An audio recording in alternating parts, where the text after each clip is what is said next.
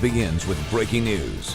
That's right. Today marked the largest single-day drop in the history of the Dow Jones, plunging more than 1,500 points in the final hour of trading. There was no particular piece of news that drove the major averages to capsize. Our tennis reporter John Horn is joining us. And John, today's steep drop doesn't necessarily mean this will have a lasting impact? Well, Lindsay, it largely depends on your age. If you're close to retirement, some of those gains on paper may be gone forever. But if you've got years to save up, it can make for a buying opportunity. In all, it doesn't change the fact that the drop today was dramatic and costly for now. Dale Bierman knew this historic Wall Street run couldn't last forever. Maybe it's been going up so fast that it kind of overshot where it should be to start with. But the last 2 days have been particularly painful on Wall Street. Investors are bailing as interest rates rise, along with fears of higher inflation. First on Friday, the Dow dropped more than 600 points. Then today, another 1,175 points, the biggest loss point-wise ever in a day of trading. Some of my retirement investments would be adversely affected. And what's making it more costly? Bierman is getting closer to retirement.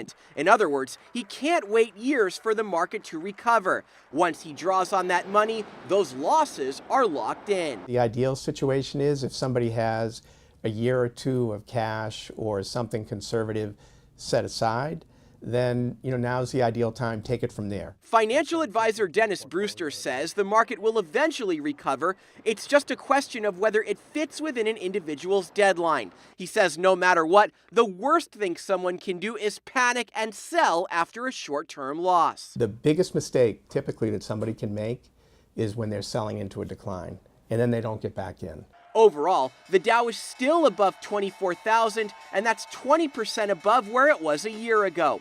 Bierman says he'll be keeping watch. So I would be concerned if it took a big drop. Now keep in mind that rising interest rates should benefit savers with better rates on savings accounts and CDs.